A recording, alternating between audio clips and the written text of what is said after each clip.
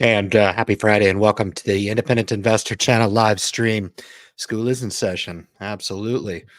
I appreciate all the loyal patrons to the message here, celebrating this evening. The S&P 500, which is the general U.S. stock market, large cap stock market here in the U.S., hit 5,000 for the first time this week. Just a small acknowledgement and milestone in that today, fittingly enough, on a Friday, was reason to acknowledge for all the passive investors out there that have some exposure to the S&P. Good on you. I've become convinced on this project as I've unfolded the project here on the Independent Investor channel. I'm humbled to do this project. I really am. I'm very satisfied and happy to be able to talk about personal finance and really kind of step away from my day and focus in on a topic that I'm passionate about. But I am absolutely convinced that your success will be rendered based on the actions of yourself, far and above anything that you will ever be influenced on by others. Okay. Um, some ground rules of the channel, and for the folks that have been with me for quite a long time, you know that I don't put up with a whole lot of crap. I hold people responsible. It has become heir apparent to me, not being born into social media, rather inundated by it as a participant in social media. It's how I reach my audience and try to parse through what I feel like is a topic that escapes a lot of people in building financial wealth. But I can guarantee there are patrons that are making their way into the live stream tonight that share in the same pedigree that I do in wealth building, and it is those very common themes that we look to extrapolate, cross check against the renderings, always making sure that the strategies work and they work well, and they are producing results for people. I find it ironic, however, how the masses out there still cannot resonate with this idea of personal responsibility, i.e., I codify it through the Independent Investor channel and the live stream and this project as a whole as independent investing. There's no doubt. Okay. I'll just tell you up front, anything that you hear on this channel, don't do unless you validate it. Now, I say that tongue in cheek because I'm invested in Microsoft. Now, you can take that as a recommendation from Ryan all the way and not know an absolute thing about Microsoft. You've never heard of it. You don't believe it's a good investment, but Ryan is absolutely grabbing you by the ears and dragging you along this road and making you fall into Microsoft head over heels, even though you are just hell bent against it and you absolutely are buying Microsoft against your will. It goes for a lot of the assets that I own. Amazon, I own 100 shares of Amazon. I'm a frequent user of Amazon. I love their website. I love their platform. I love everything they're doing. I love their growth. I love what they're doing. Feel the same about Google, which had a fantastic quarter, only to digress a bit after announcing the quarter. Got it all back today. Tech had a huge day today. Value was actually down today. The Dow finished down today over 100 points. And that's just the story of the market now. NVIDIA continues on its epic run. It's fun to watch. I'm exposed indirectly to NVIDIA. Proud to say at this point, I don't own any shares of NVIDIA. I owned it into earnings. I sold it the day after on the run up, and I'm happy to do so. I'm happy to exit the position. I did the exact same thing about Palantir. Palantir is a company that I am bullish long term on, but I do not own the stock right here. I sold it just shy of 25 on this latest run up and made a quick $1,000, and I'm out. I'm good. The share positions in ETFs that I do declare fairly often should give you some insight in what are the themes that I want to convey that I feel like scale to the masses. Okay. I believe Microsoft and Google and Amazon and Home Depot and Cisco Systems and a lot of the other great companies that I'm invested in are great companies, and they work for me. Okay. They work for me in the capacity that I own them, no more and no less. They work for me.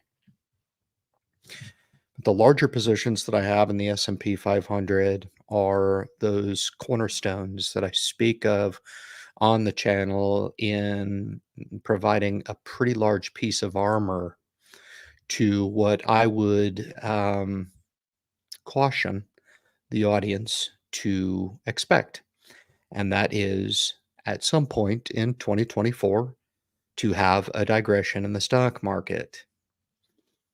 Now, I don't mean to be a wet towel, but for the last 3 years, for the most part, and really the start of this decade, has been horrendous in the stock market. It's been really bad, um, for reasons that in some capacities I can put my thumb on. Other capacities, not so much. Interest rates, certainly, and high inflation environment, et cetera. Those things have influenced the stock market. I came on every Friday and I declared the same. I don't like to patronize people when the stock market's bad. I'll tell you. Ironically, on the channel, those are the videos that all surpassed 1,000 views by a lot more on the channel. Why? Because people, it plays into that fear factor. When I put my hands on fire and I light my hair on fire and I come onto YouTube, because that is the intelligence attribute that really sells the masses out there that that's what they need to be paying attention to. Well, I was paying attention and openly conveying on the channel that I was buying stock. I bought stock. I mean, you have to buy stock. I was buying. I was buying stock. Portfolio is approaching $600,000 now because of it. Was I buying into a vacuum? It felt that way. When you buy in terrible markets, and here entering into 2024, from 2020 up until 2024, I can tell you that for the most part, this decade has been pretty bad. Okay. Coming off of a 20% year last year, starting off 2024, pretty good. Okay. If you've got such a short memory to not acknowledge how bad 2020 and 2021 and 2022 were, and even the first part of last year was horrible. Every day the stock market was down. It was terrible. Um, with that said, it just speaks to how fast the sentiment can shift. Um, and for those long-term investors that are long in the market and remain disciplined, ye shall render the fruits of your labor. And the crazy part about it is this is all a mental deliberation. Owning stock in the stock market is something that a monkey can do. It is not hard. Okay. If you expect me to come onto YouTube and do a breakdown of Microsoft to its nth degree and give you its fair market value and why you should or should not own Microsoft, I won't do that. Gen X Dividend Investor has already done that for you. You don't need me to do it.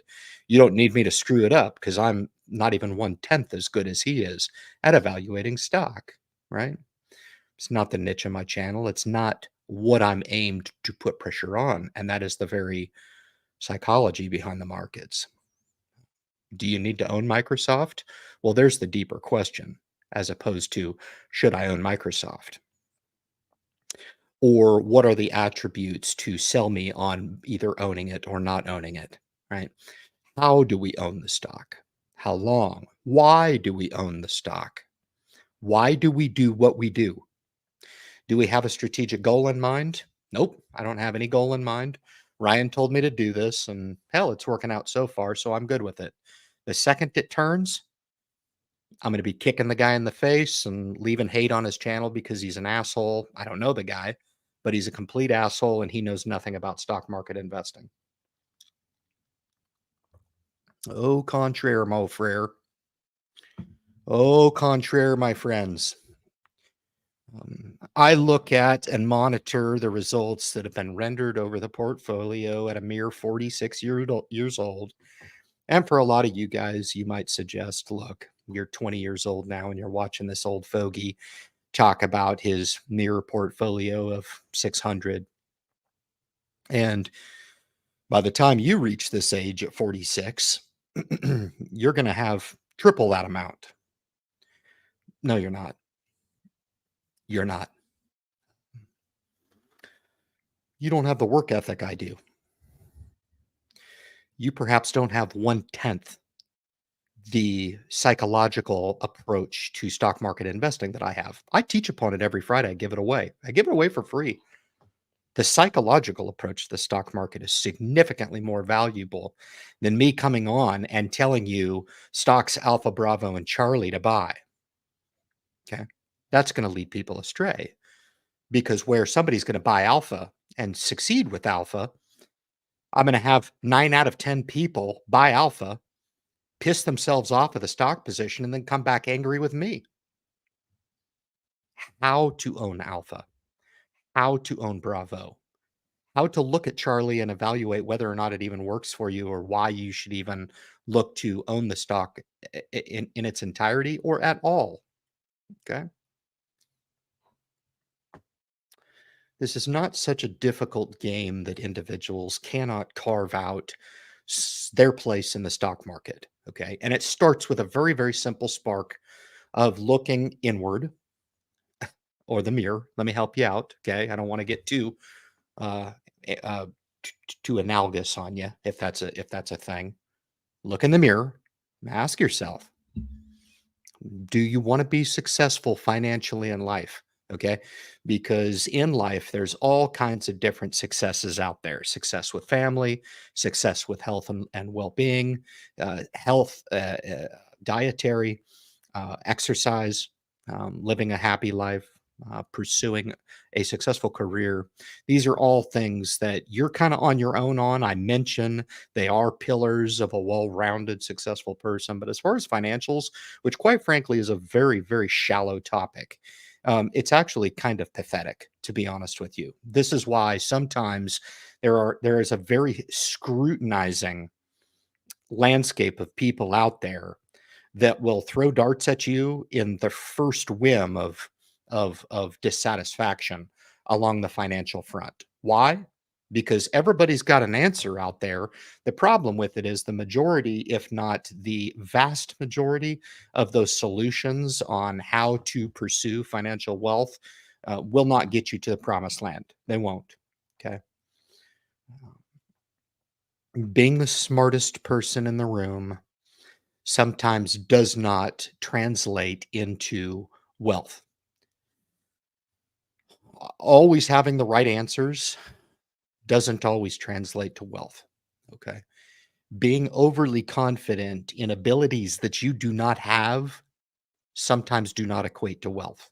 Okay.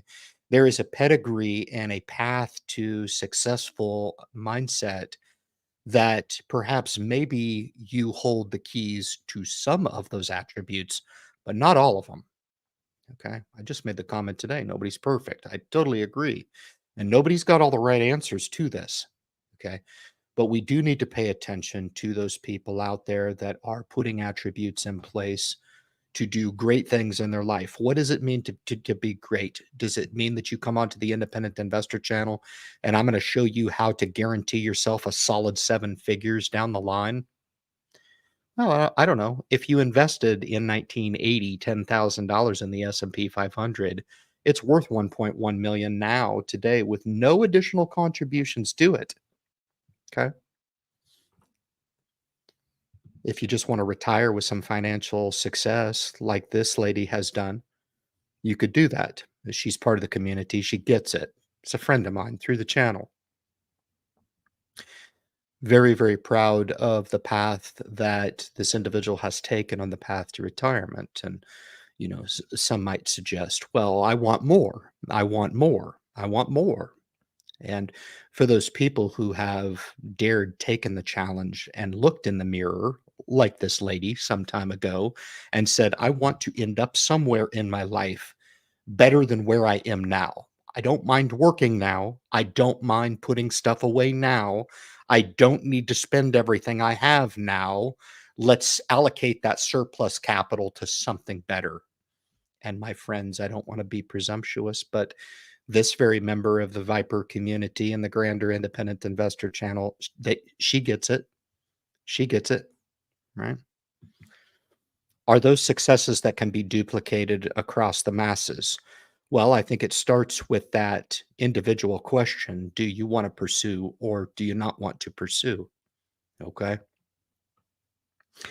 Do a little S&P breakdown in celebration to go to the 5,000 here, and I'll put that rhetorical question on the side and give you a little bit of time to go grab a drink. This is a good time to go and grab yourself a cocktail on the Independent Investor channel live stream, certainly. We're just talking stock. It's no big deal. Okay.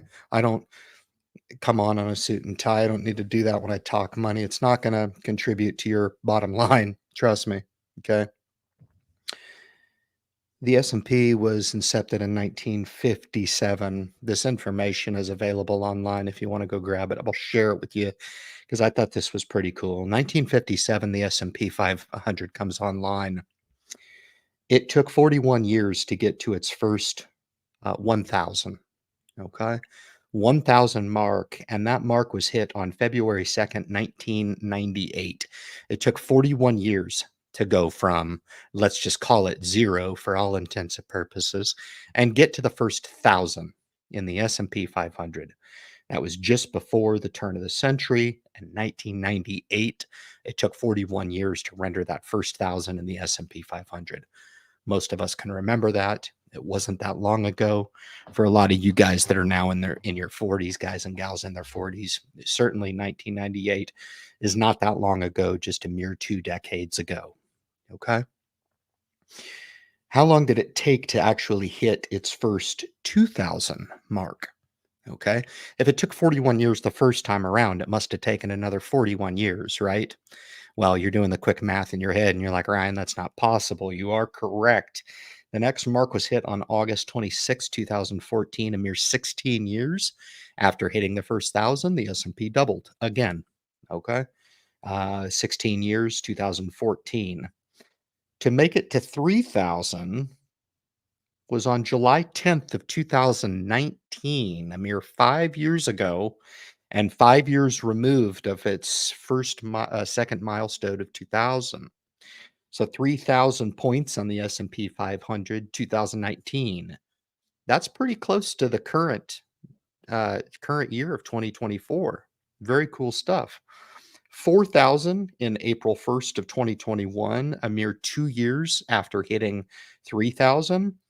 And just today, February 9th, 2024, 3 years after hitting the 4,000 mark, the S&P indeed hit 5,000 and closed there and had a nice day today on the S&P. The question is, going forward, is it inevitable with the track record that we're seeing since 1957, albeit taking a while to get kind of going for itself? Where would we expect the S&P to be? 6,000, 7,000, 8,000, 10,000 on the S&P down the line? Is it going to happen? Will it ever happen? Is it inevitable? How long will it take? These are questions that are interesting to ask, but I'm not a fortune teller, okay? I ask a deeper question. Were you at all involved in any capacity in any of that growth that I just talked about? Because as students of the financial markets, we can look at the performance and a rate of return over that same time period of about 12% per year on average. We've had years that were down 20, 30, 40% in a year, only to bounce back with a vengeance and provide investors that peace of mind and understanding that the psychology of financial markets long term absolutely stand the test of time, and understanding that our application is significantly simpler than what we make it out to be.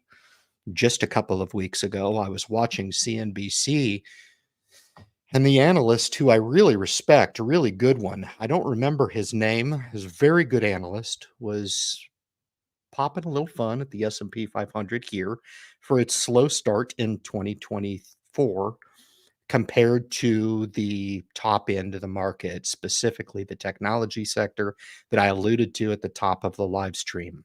I get it. I have a little over $5,000 in the technology ETF. I told you guys, and I'm going to go over the portfolio tonight. We are going to break it down. Last week, we did not have a chance to break down the portfolio because we had passive income investor on the channel as a guest. That was a lot of fun. Pretty cool change up for me because I've got to be dialed in and in my zone when I fly solo on the live stream. But all the while, I think it helps put some merit behind what we do. I presume there's people out there that are significantly more successful than me in the stock market. Okay. I'm not arrogant. I'm happy. I'm cautiously optimistic for the future. And I do acknowledge that I wouldn't be where I am without the power of the stock market, i.e., if I had it to do over again, would I go back and not invest? Hell no. This is why I do what I do. Because if people can come on and they can catch the message and understand that a lot of this is about doing the right thing and contributing to your financial future, potentially to avoid and stay off some pretty heavy regret down the line, then that is absolutely worth it. Okay. Now, I'm not suggesting that you're going to end up in the promised land someday. I'm not saying that the stock market just couldn't inevitably catch on fire next week and burn to hell. And then I can come on the Independent Investor channel and declare to you guys that I'm indeed starting over. Okay. But going back to 1957, working up to 2024, there was a pretty good track record there of accelerated trajectory over the course of that same time period, over the last, let's just call it on an average 75 years in tracking S&P performance. Pretty cool stuff. Now, if you're not invested in the stock market now, I think the question becomes not, holy moly, I get what Ryan's saying. I can read between the lines. Thank you very much, Ryan. You're the man. All I need to do is on Monday go out and rush and fall all over myself to buy the S&P 500. Fantastic. I don't know squat about investing. That's all I need to do. In theory, it is just as easy as that. Remember what I said? A monkey can buy stock. Okay. Understanding the totality of why you own it, how to massage that position over time, how to monitor markets, how to monitor it without shitting your pants at every piece of volatility that comes by or every analyst that think that they know you better than you do on what you need to do with your stock portfolio. See, the message is different from me. Remember how I talked about the $10,000 invested in 1980 is now worth a seven-figure portfolio? That's with zero, my friends, zero contributions. Can we do better? I would charge the group to understand that, yes, indeed, as a group, we can buy into this philosophy of contributing to our financial future every week, every 2 weeks, every month, whatever it is that suits your fancy to accelerate that wealth quickly, more quickly into the future to allow that compounding growth to accelerate and to get to that stage in that portfolio growth and development, moving through those figures of 100,000 and 250 as quickly as you can. Like the S&P, it's going to take you significantly longer to get to that first 10,000 and that first 100,000, but I will not patronize. Okay. I'm here to tell you right now, some of you may resonate with this idea. Some of you may be encouraged by it. Some of you may say, yeah, right, Ryan, you're full of shit. But I will tell you, carte blanche, if you do end up looking in the mirror and you actually look in the mirror and you actually charge yourself with the opportunity that is in front of you to invest in the stock market and enjoy some of that S&P performance that I talked about, you absolutely can render that positive performance into your future. You can absolutely grab some of that success of some of these companies right now that represent and make up the S&P 500, and hold on to that and grow with these companies as time goes by, contribute to that growth, buy the markets when they're down. Don't fear the market when it's down. Don't be shook out of markets every time a little volatility kicks up. That's not what this game is about. The idea here in 2024 on a Friday live stream is to deliberate up around that opportunity for people when people might in all different opportunities look in the mirror and say, I can't. I'm here to tell you, you absolutely can. I'll be back with you in just a moment.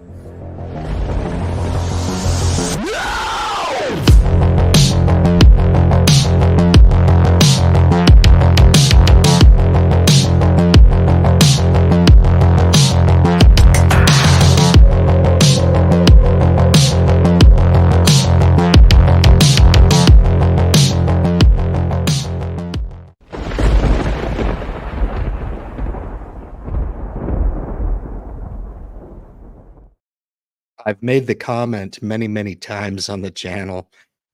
I thought when I was a young person that I had a mental opportunity to make wealth in my life. Um, do I have net worth of 1,000,000? Yes. Do I have a portfolio value of $1,000,000? No, not yet. We're approaching the $600,000 mark. I'm perfectly happy with that. You have to understand in totality and context how I treat that when I look at my career. I'm at 19 years in my career. I'm 1 year away from retirement eligibility, and I'll work 10 bonus years to add on to the pension that I'm due later on in life, when I do end up hanging it up and do a little traveling and do some of the cool things that I want to do with my life. And they're very simple. If I had the opportunity to buy a piece of property with some trees and a creek, I'm about as simple as that. You give the guy water and some rocks and some trees, I'm happy. Um, but to answer the question, I think is an opportunity for me. And Matt's like a brother of mine. You know, he's been so steadfast on the channel, and I'm in debt to him for his loyalty to the channel. And I would say this, and I've made this comment, and I do mean it. My end all goal of all days. I don't wake up every day and say I can be a millionaire, or I have to do whatever I need to do today to be a millionaire. I just don't think that way. I don't know if it's arrogance. I don't know at this point. It's the very deliberation that we go through mentally to understand our place in the world and the universe. And here I am teaching to a YouTube audience that'll have me. There's nothing keeping you in here. You can leave at any time. But I do honestly feel like 20 years ago, I was successful then.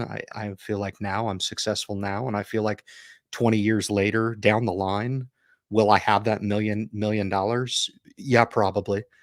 Will that define my success over the course of my lifetime? I hope not. Yeah, I hope not. Um, it's interesting. It reminds me of one of my mentors in life. He was a high school teammate of mine. I played high school football with 𝑇𝒉𝑢𝑚𝑏𝑛𝑎𝑖𝑙𝑠. He's a Hall of Fame safety for the Pittsburgh Steelers. He's been inducted to the Hall of Fame, one of the best safeties of all time, in my opinion. But he's a better person than a football player, and that actually says a lot. He was asked the question one time by one of our local newspapers. He said, Troy, you're a two-time Super Bowl champion. Wouldn't you consider that to be, at this point, really the pinnacle of your life? And he said, if I ever refer to winning two football games as being the pinnacle of my life, I would consider myself a failure. That's how in depth this man talked. And quite frankly, I loved watching Troy play, but it was always watching 4-3 play when he was on the field, and I knew Troy personally. I always liked to enjoy some of the interviews of him when he was off camera and when he would, you know, play his interesting trick. He wasn't 𝑇𝒉𝑢𝑚𝑏𝑛𝑎𝑖𝑙𝑠, and one of the coolest interviews is with him and Terrell Owens back in the day. I think it was on the TO show, and you can actually find it on YouTube. It's actually really funny. But he comes on there and he flips the script on both of them in true Troy fashion. and really just kind of humbles them to really think about it in from a different perspective. You're talking about two of the biggest egos in all of football, Ocho Cinco and To. Loved watching both of them play, but both of them were no short of egos. Um, Troy was the opposite of having an ego. Confident in his ability, probably. Yeah, he was an NFL. He was a Pro Bowler. But I share that story to convey to you guys that, and I don't mean to sound cliche, but money is not everything. Money's not everything, man. Um, if I get to $1,000,000, I know me. I'm going to continue to grow my program, and I can guarantee you this: before I die and exit this life, I will look and acknowledge, I guess, a portfolio of X amount, that of which I hope is more than enough to take care of the family and the legacy that I leave for my family and my kids. So, what does it mean to make $1,000,000? Is $1,000,000 worth just the same now as it was 20 years ago? Of course not. Of course not. Even in my short lifetime, I mean, I remember buying 2 homes. I paid 140,000 for each of them. You can't touch a home in this country for seemingly I look, and it's funny, it's just like every house is everybody wants 500,000. I saw a property just this week I looked at. They had bought it in 2019 for 850,000. They want 1.6 million. Everybody wants to double their money. What I guess is kind of scary for me is the fact that there's people out there that are, I guess, justifying that there will be no more houses available for them, and that somehow paying those exuberant prices are somehow justified. I hope it works out for those people. I really, really do. I haven't really seen a whole lot of tail off in the market, but to answer your question, Matt, win 1 million. I will say this, my friend, eventually. And when it comes to me, and everybody's path is different to financial freedom, I guess, or financial security into the future. Mine is going to be a road that I wouldn't wish upon a lot of people. It hasn't been just a moonshot right to the top. It's been hard sewed. And if you guys knew me, and I put my personality on my sleeve a lot every Friday, so you guys can kind of get to know where I'm coming from. Um, it has not been easy. Yeah, I've seen schools of thought out there by some of the motivational speakers, and to allow young people to buy into this idea that achieving wealth of that size and magnitude is somehow easy. I'm not in that camp. I do believe that it takes some attributes that I think some of the younger generation do not possess. They can learn, and they can understand what it can take to actually get there, but they do not have it now. They don't. That's what it took for me. Um, and I think a lot of expecting to be bestowed upon wealth based on an upbringing as well is a lot of the fallacy in this thing too. Look, I'm here to tell you, at least this is from my perspective. I hope you don't get kicked in the face by life.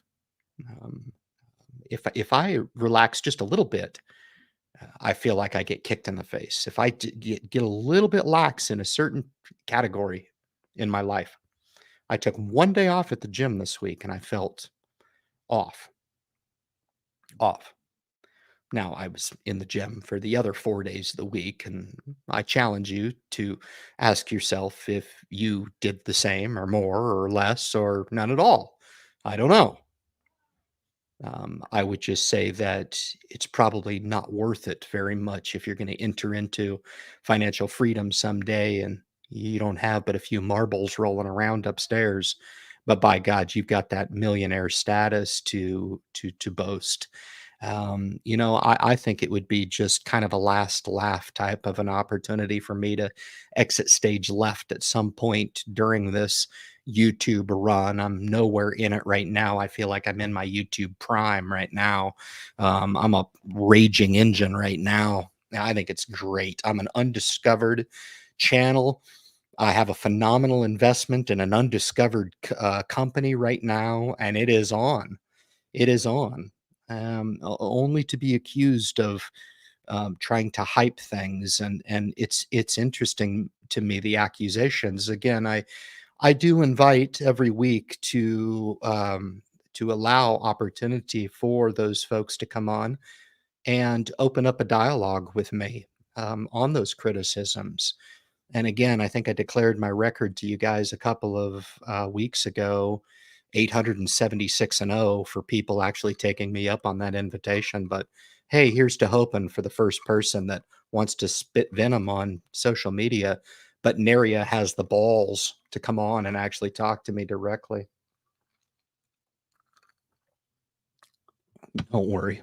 I wouldn't want to either. I've got my head pretty well screwed on my shoulders, trust me. I don't watch YouTube to get recommendations for stock picks. I can make up my own mind. The stories that I share and convey aren't meant to be misconstrued insofar as the Aduro clean technology opportunity is good for the masses, whereas the S&P 500 absolutely can be owned by the masses. I'm not going to shy away from that. That's easy equity to own. VTSAX, whatever it is, right? VTI. Those are ETFs that anybody can own. Palantir is not a stock that everybody should own. Matt would agree with me on this. He shared with the group there that he's got a nice position in the stock. He had good conviction. He did his due diligence on the company, and it worked out really, really well for him. And I'm super stoked because, if nothing else, it proves that in an imperfect stock market, sometimes you do that due diligence and through conviction that you're on the right path. And sometimes those stars do align, and they aligned in a big way for him, and I'm super stoked for him. I've traded on Palantir. I've made money every single time from the low sixes, I believe. Boy, I just remember Palantir just way below 10 not too long ago, and here it was flirting with 25, I think, by Matt's admission.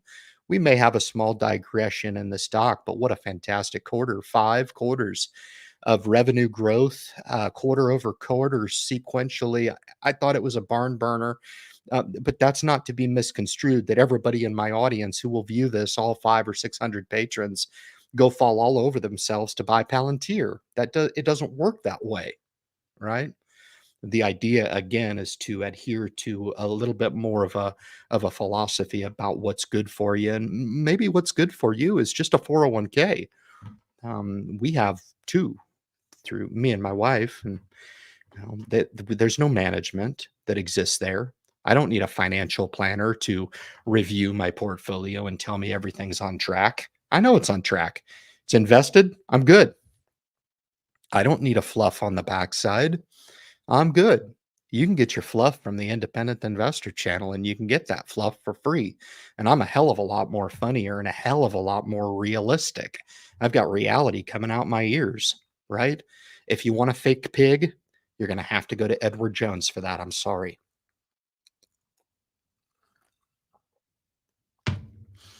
Perhaps maybe someday I will get the fake plant and the oak desk, and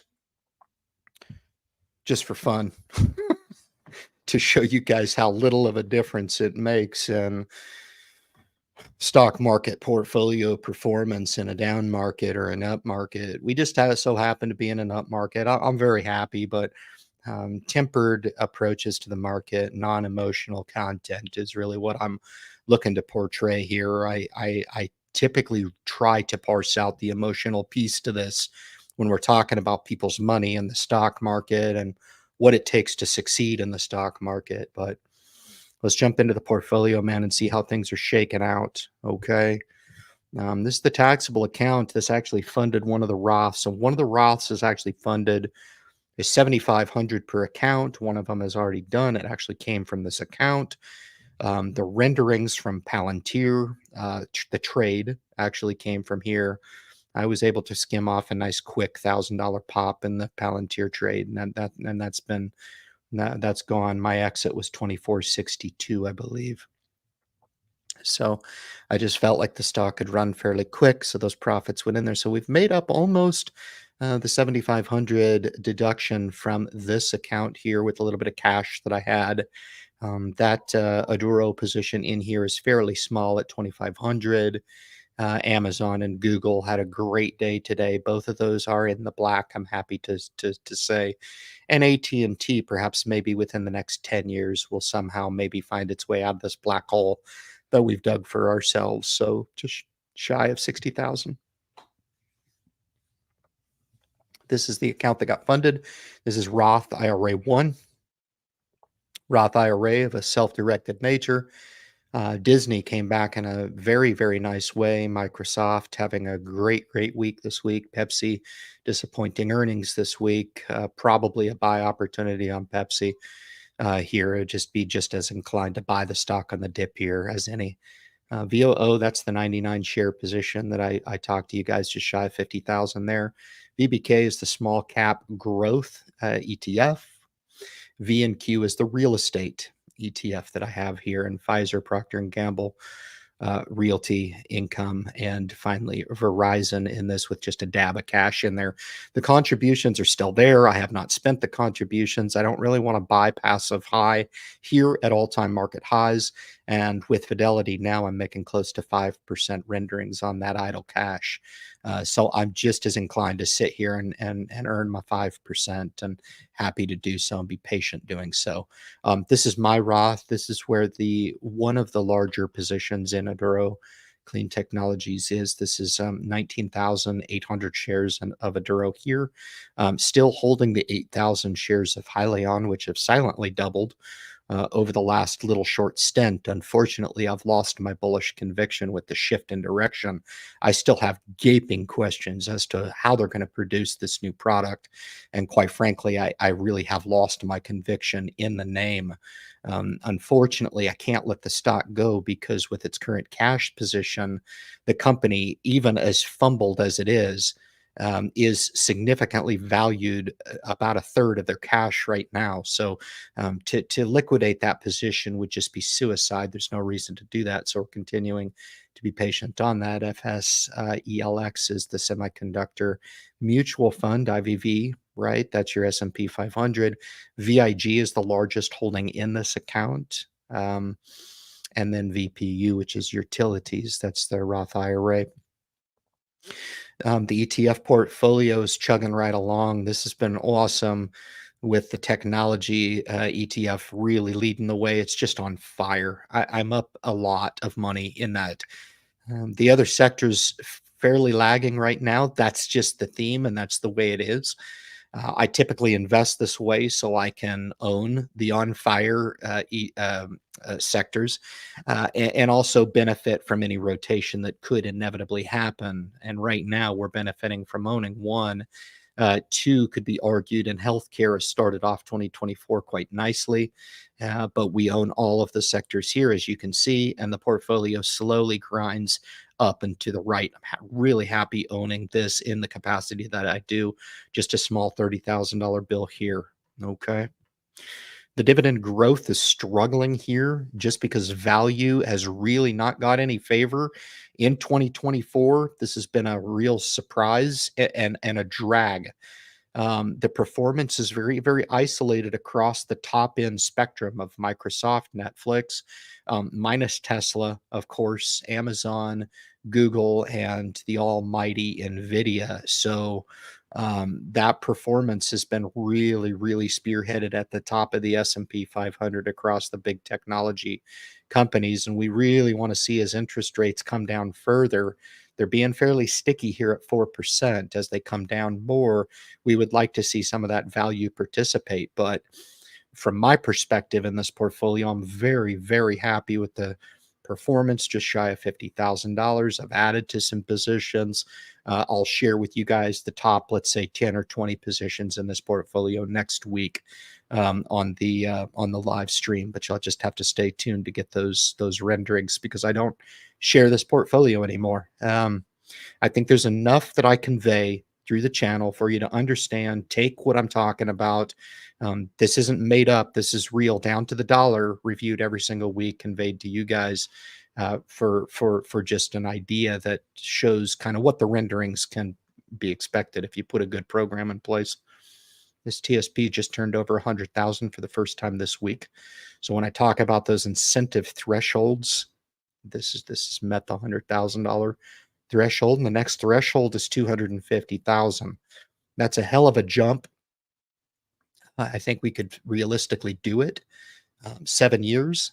You can see there the allocation: 75% in the S&P 500, 15% in small caps, and 10% in the international funds. Last year with a clip, not year to date. Excuse me. That's a 2023 performance ratio at 26% in the TSP. It doesn't get any better than that. I'll take 26% every year. And this is my $100,000 position, one of them. And the majority of those are tied up in the S&P. So very, very satisfied to report out to you guys the renderings there. This is the small SEP. I have not added to this. Nothing too crazy here, just over $1,000 bill there. This is the corporate account, just over 28,000. The majority of this is tied up in the Aduro Clean Technologies position. We're up about 8,000 in that position, so chugging right along. I think that's got a real potential to really be a game changer for us, no pun intended. Gets to 29,500 shares there and there. And then Voxter, a small token position there. Nothing too crazy, nothing too material there. Started to think that maybe to convey in relation to the total overall portfolio, at least the hard savings that I have right now. That's it. If you're curious, not every dollar that I have is invested in the stock market. I have different pockets of, different buckets. And this is just one of the buckets that I share with you guys. And the total value here, $5.58. So we're doing fine. I bought a 10-piece chicken McNugget meal today for my son, and it was like $10. So at $5.58, we're about $5 away from being able to afford something like that in the future. But hey, we're going to continue to do it. We're going to continue to have some fun doing it. So that's the portfolio review in a nutshell. Very cool. I'm very happy to convey that to you. But when I talked about the next incentive thresholds in the S&P 500, what's it going to take? What are my strategic visions going forward? I'll convey that to you now, and then we'll get to some comments here. It's a great group. Appreciate the gallery. Pretty awesome. The market usually spurs some really good attention when everything is hunky-dory. We got kind of lean there for a while when things were terrible. That's for sure. I'd come into the live stream and there'd be nobody, which is fine. I'll still deliver the message all the same. Nothing changes with me. I wasn't a millionaire yesterday. I probably won't be a millionaire tomorrow, but my attitude was the same yesterday, and it's pretty good now. And it will be the same tomorrow, as it will be the same in 5 years and 10 years when we do make that $1 million mark. And that's my story, and I'm sticking to it. Contributions from the pay, a quarter clip. 25% to the pay goes to a tax protected and tax sheltered thrift savings plan. It's like a Roth, but it is the Roth TSP for you guys that are government employees. 25% will continue to go to that. I haven't been doing 25% all that long, albeit back to about fall of last year. And I want to gather some years of contributions. That's about, for you guys that are home gamers, about $1,600 a month just there in contributions. So break it down. You got 15,000 in the Roth IRAs times 2, right? So, just over $1,000 a month there, plus the 1,600, 2,600, plus the little bit here and there that I find to fund the other smaller accounts. You're talking about a $3,000 clip per month. out of the income. And if you guys knew what I made, that's pretty aggressive. Find it if you can. It's one of the pieces of successful wealth building that I share, convey openly. And if you can get there, I highly recommend it. It makes all the difference in the end. I'm going to double down on the discipline. If you guys haven't noticed, the portfolio has taken quite a transition in. Yeah, I have a dividend growth portfolio, but there's not, my highest position in there is Walmart with $1,600. I have 6 positions at the top of that portfolio that are over $1,000. The rest of them are below $1,000 in each of those positions. So looking to grow those strategically and not get over allocated to single stock. I want those large contributions to the S&P 500. If nothing else, I'm convinced at minute 50, I'll give you a secret sauce, a secret pedigree of investing, something that even a monkey can do. That I watch the performance of the S&P 500 when it's on, and it does nothing but effing make money. Straight up, it makes money fast. Where you buy a single stock and you buy the wrong one, it can be really, really disheartening for many, many years of underperformance. But the S&P 500, I can live with when it goes down. I can buy more when it goes down. And man alive, when it goes up, the son of a gun goes up. And I tell you what, the quicker you can convince yourself of that, the better off you will be. Okay. I will continue to fund the accounts as disclosed to you guys around a $3,000 clip. I will stay diversified in the program. I really like how I've got this allocation settled. If you got a little bit of sense of where my loyalty lies within the 3 Roths, a lot of the money is tax protected. So when we do end up making that 59 years old, which is kind of my target date, to kind of reevaluate and see where things are, see where the investments are, see where the market is. I don't know if the markets are going to be conducive over the next 14 years of continued wealth building and income making. I don't know. I presume that they will. I hope that they will, but there's no guarantee.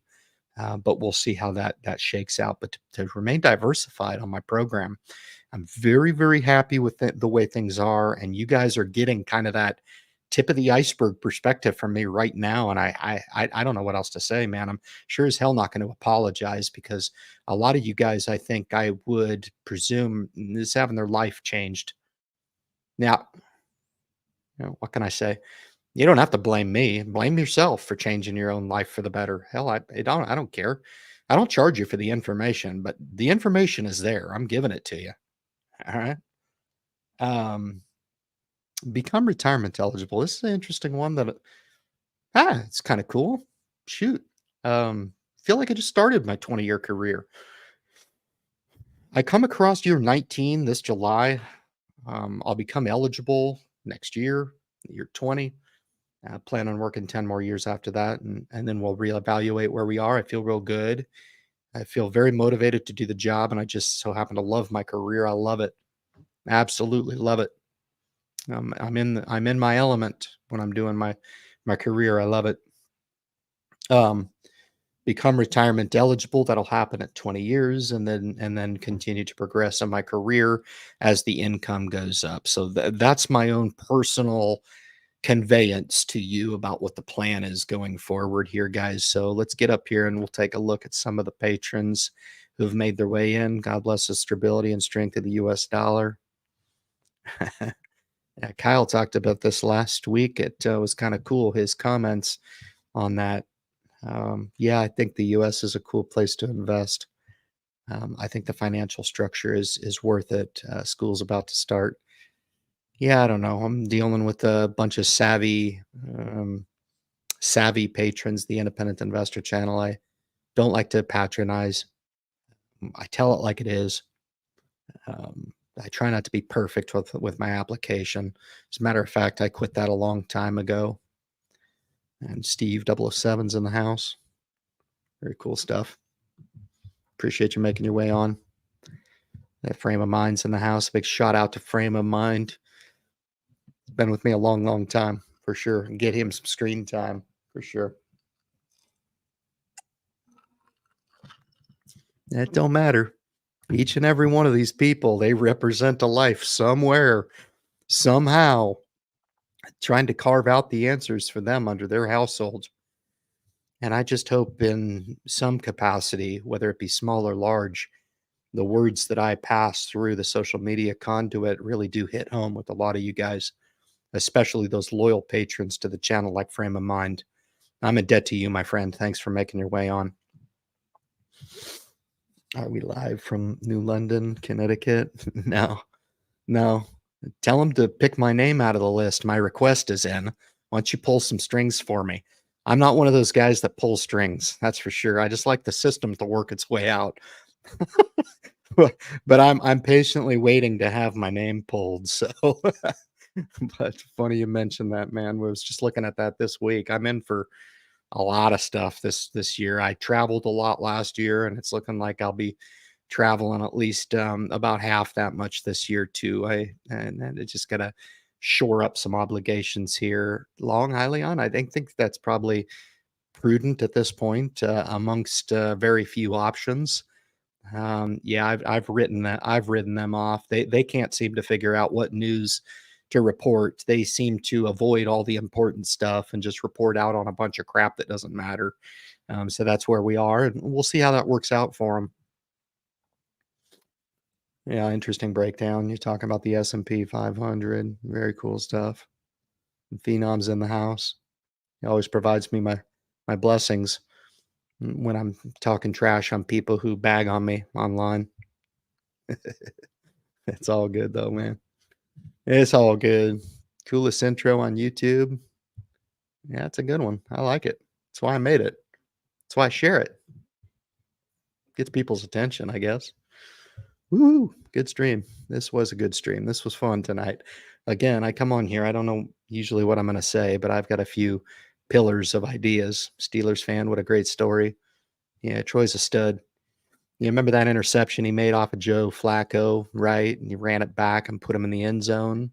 Most people remember that play. It was a big one because it put him in the Super Bowl, beating Baltimore. And they eventually won that Super Bowl. The funny thing about that is the news release, and I don't know if you could find it online. The news release, Troy walked up to the stage to have questions answered, right? So he walks up to the podium and he sits there for a second and he looks at everybody. Now, mind you, he has just intercepted a football to put his team into the Super Bowl. This is kind of a big deal. And he just looks at everybody and he says, well, if there's no questions, I'm out of here. And he gets up and partially walks out and everybody laughs. He's just like, I'm just kidding. I'm just kidding. Sits down. That's how he is. That's truly how he is, man. And there's all kinds of interviews like that. If you can look for them, just search for them. You can find some really, really cool stuff on Choi. He's good people, man. Finding the right stock is second to ensuring you contribute consistently to the portfolio every month. Um, yeah, that's true. The crazy part about it is, Matt's one of those few guys that shows his capability in stock picking, right? If that's what we want to call it, and he's damn good at it. And I'm not saying it's impossible. I think he would agree that, the longer term you try to deploy that philosophy, the more degree of danger or risk that you run in maybe getting it wrong or getting it right for a while and holding it wrong into the future, right? There's all kinds of different things that you can do. But when you move away from that philosophy, which is only for the few, and move into a philosophy of just owning total markets, that's a no-brainer. You don't need to do due diligence. You don't need to do anything. There's nothing in way of stock study that is necessary to own the broader markets and diversify and dollar cost average those. So to separate those in your mind and choose accordingly is absolutely prudent. Thanks, Maddie. All the best to you, man. Have a great weekend, brother. Thanks for coming on. Very cool. Sonny's in the house, man. Great info. Always legit and real. I'm the same fellow away from YouTube, no doubt about it. Very cool. Ryan got a bump and pay straight into the TSP. Fund those accounts. Fantastic. That's a good way of doing it. I looked at my bump and pay and kind of thought about it. I did increase it in anticipation of a bump from last year's promotion that I shared with the group. And I haven't done it yet. I probably won't. I'm just kind of enjoying things, man. I had a note here to talk about the debt report tonight of getting the title on my car. The car loan was paid off. I don't have any credit card debt, no loans. I'm a very, very boring fella, is what it is, man. Daniel left a long comment here, man, and then we'll wrap it up here this evening so I can chill out. It's been a very, very busy week for me. This is the first year I'm utilizing money market funds as savings. Sure. I'm dripping 50 a day. 50 a day? Jesus.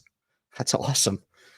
Into it and enjoying the monthly distribution while still adding 500 a month to the Roth. Good Lord.